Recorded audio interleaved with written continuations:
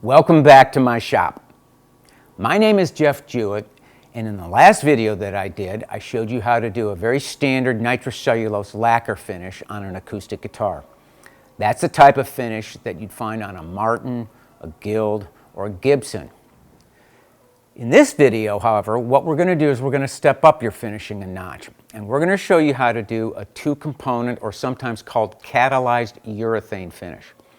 It's a very tough and very durable finish, and you'd find it on some of the smaller guitar makers out there today.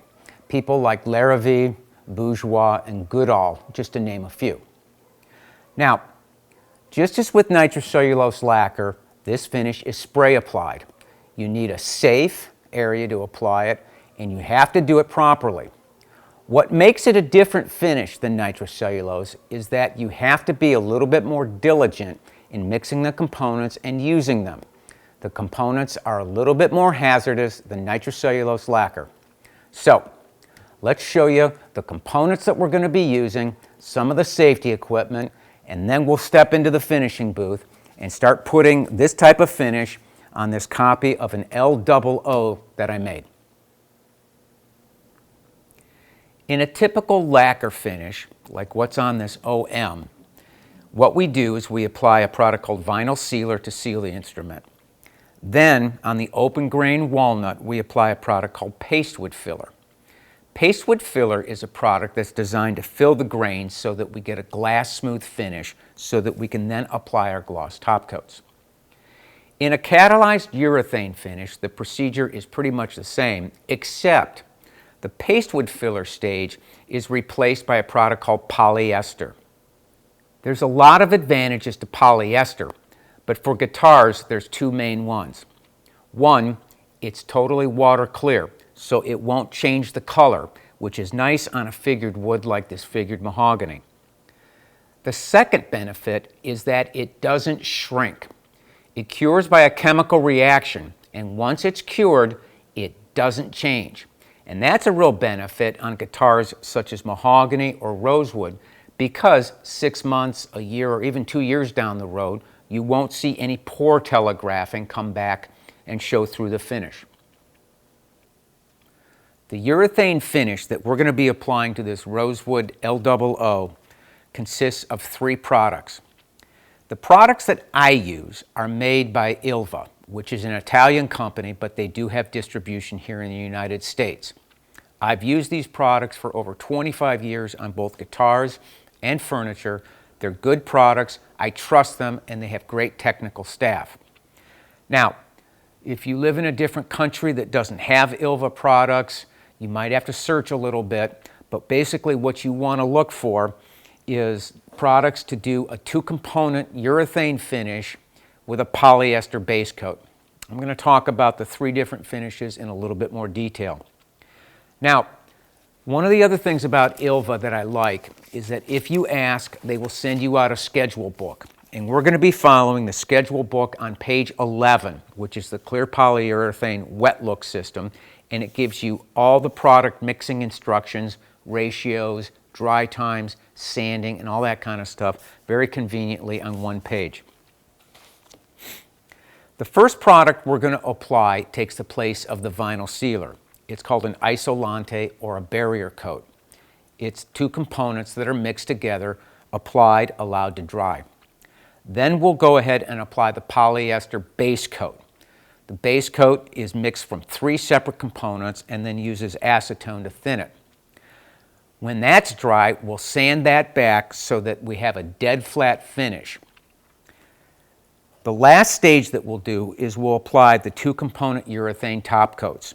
There's 2 components to this, a hardener and a urethane finish, and those are mixed in equal ratios and then applied just like lacquer. The nice thing about 2-component lacquer, though, is that you don't have to wait 6, 8, 10, 12 weeks or whatever for it to cure before buffing. You can go to the buffer and the wet sanding process very quickly, usually in about 2 weeks.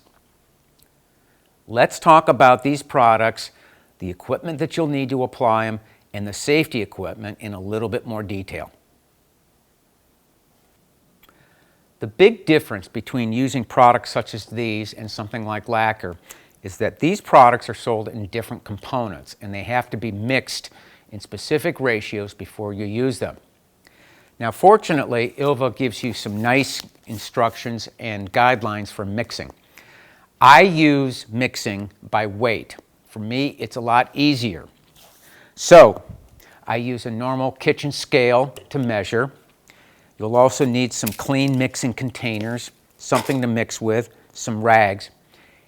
Also, you need some solvent-resistant gloves made out of nitrile. These are a good product to use, and they're disposable. And more importantly, when you mix and, of course, use them, you need respiratory protection. A cartridge-style respirator is absolutely mandatory when mixing and when using them. In addition, several of these products can cause severe eye damage if they splash in your eyes. So I recommend a pair of chemical safety goggles. These goggles have side splash protection to keep the full area of your eyes protected. The first product we're going to apply is called the barrier or isolating coat. It consists of two parts, a hardener and a resin. And then there's a third component, which is the thinner if you want to count that. It's important to use this particular product on woods like rosewood, because if you don't use this product, the polyester or the second part of this process won't cure at all. So this is an important step, and what it really does is replaces the vinyl sealer in a traditional lacquer finish. Once the barrier coat or isolating sealer is applied, it's allowed to dry overnight, and then we apply the polyester base coat. This consists of three separate products, and they have to be mixed very precisely. The thinner for the polyester is acetone, and you can just get this at a local hardware store, which I did. This product is very similar to fiberglass resin or Bondo if you've ever used it, and it has to be mixed very, very carefully. The activator for it is methyl ethyl ketone peroxide, and that's a very hazardous product, so that's where you really need to wear those safety glasses when you're mixing the polyester. I also wear a respirator. Once the polyester filler has been applied and sanded back and we have a level surface, the final component we apply is the two-component or catalyzed urethane top coat.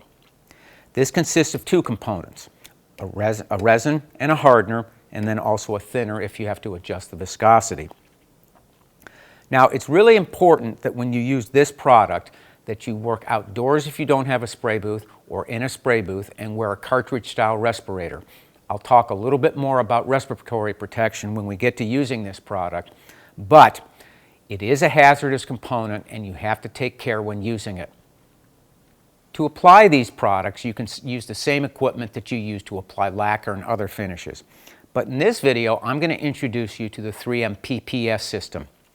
The PPS system is a system of disposable lids and liners, as well as atomizing heads for the gun. And that's important with this type of finish for the following reason. If you ever have one of these finishes like polyester cure inside your gun, you're basically going to have to throw that gun out. So, we're going to show you a little bit about how to use the PPS. Now, if you don't want to get into that type of an expenditure, you can always use other guns. I would recommend when applying the polyester to just use a cheap gun as you can. The quality of the finish when applying the polyester base coat isn't real important because you're going to sand most of it off anyways. When it comes to applying the clear top coats, though, you do want to use a good quality spray gun.